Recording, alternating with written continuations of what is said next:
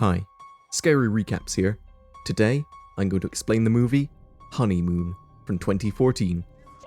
Beware of spoilers. Bea and Paul are a happy newlywed couple. At the beginning of the film, the two of them speak into a camera, talking about their wedding and past experiences. Paul mentions the first time he met Bea, and Bea refers to the day when Paul proposed to her. They look so happy, eating a cinnamon roll together and then kissing each other.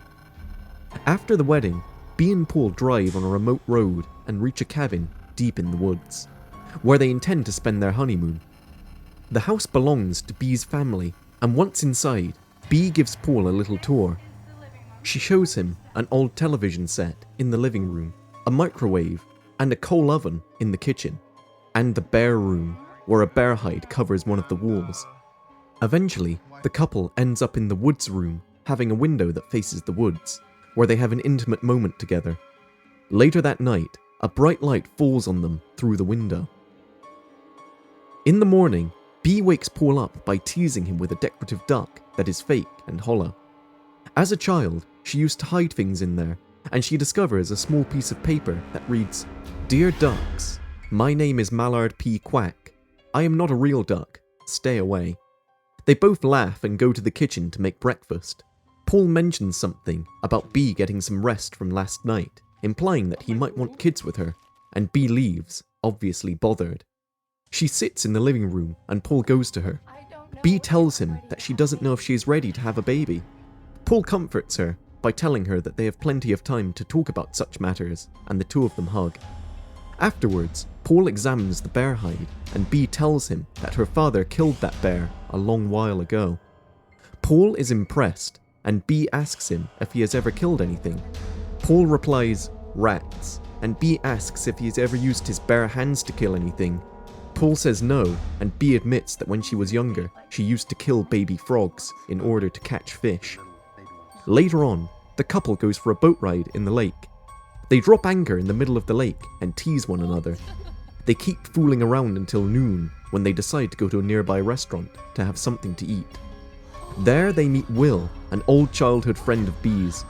Will tells them that the restaurant belongs to the family of his wife, Annie. Will apologizes for the mess around them, and Annie appears, saying that they should leave. Will stops her and tells Bea and Paul that Annie isn't feeling alright. During the night, Bea expresses her worries about Annie's condition. Paul jokes that she could be crazy, and they both laugh about it and go to sleep. Very early in the morning, the alarm goes off, and Paul gets up to go fishing at the lake.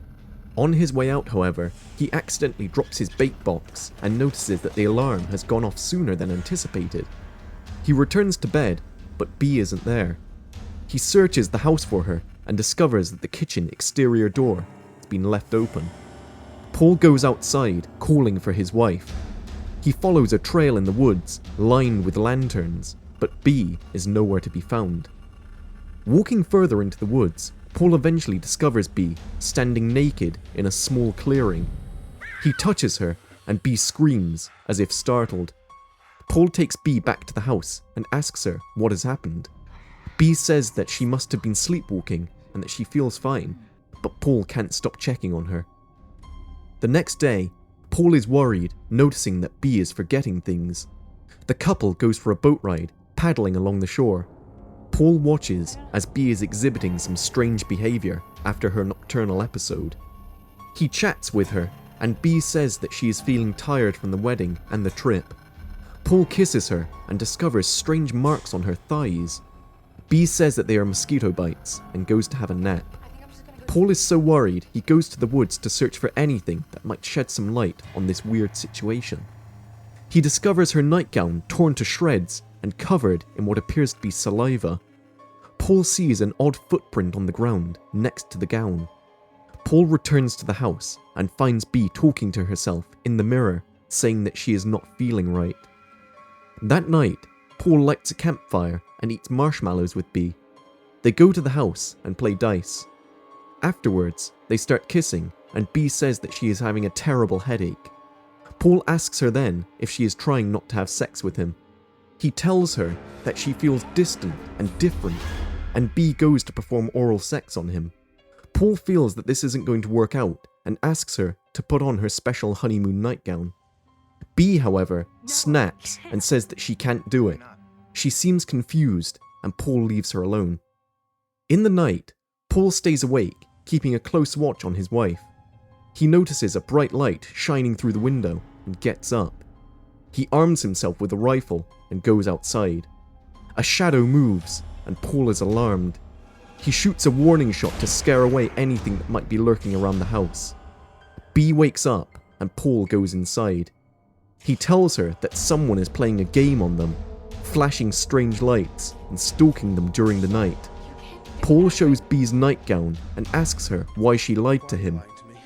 B makes a poor excuse, saying that she was sleepwalking.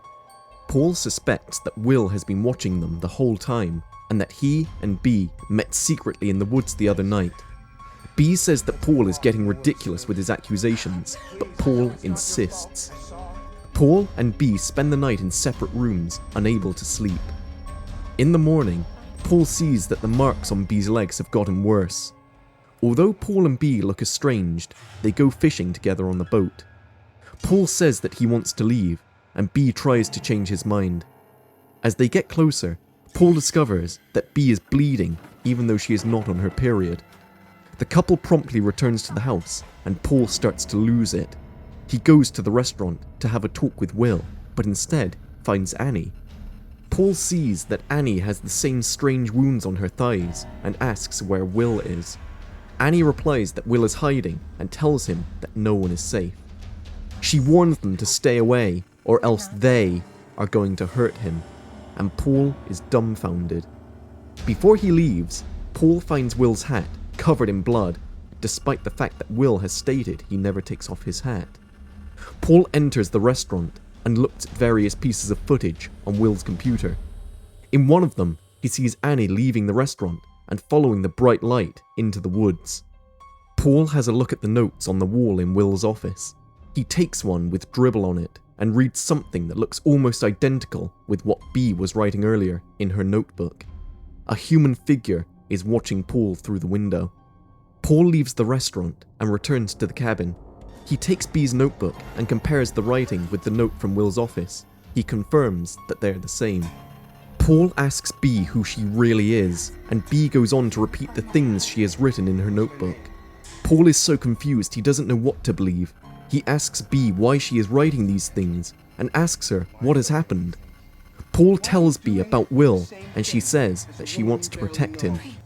Paul searches for the car keys, and B locks herself in the bathroom, where she is seen putting a toilet brush inside her womb. Paul breaks in, and B tells him to go back to the bedroom. Paul is enraged and worried and asks her what's going on. B doesn't answer him, but tries to soothe him, but Paul persists. At some point, B says, "We don't remember what to say," over and over again. B tries to get away, but Paul holds her. They fight, and Paul ties her to the bed. Paul then proceeds to ask where his wife is, believing her to be an imposter. B replies that she is his wife. Paul asks her questions about their past life together, in which B doesn't remember anything. Even her memory about the wedding proposal is wrong. Paul sees that she looks like B, but feels so different. As he touches her, he discovers the familiar sticky substance from the woods between her thighs. B asks for help and puts his hand inside her, where Paul pulls out a long and repulsive worm. Paul comes out of the bedroom, shocked and lost for words. B follows him and tells him that something bad happened to her in the woods. The night she disappeared, she followed the lights and came upon a strange group of dark-bodied figures who put that worm inside of her. She says that she is still B, but the outsiders are taking what's left of her until there won't be anything of B in the end. Paul refuses to accept this and says that he can help her. B says that he can't leave, and as Paul searches again for the car keys, a beam of light falls on B's face. She says that they don't need him and knocks him out with the video camera. In the morning, Paul finds himself tied to the boat.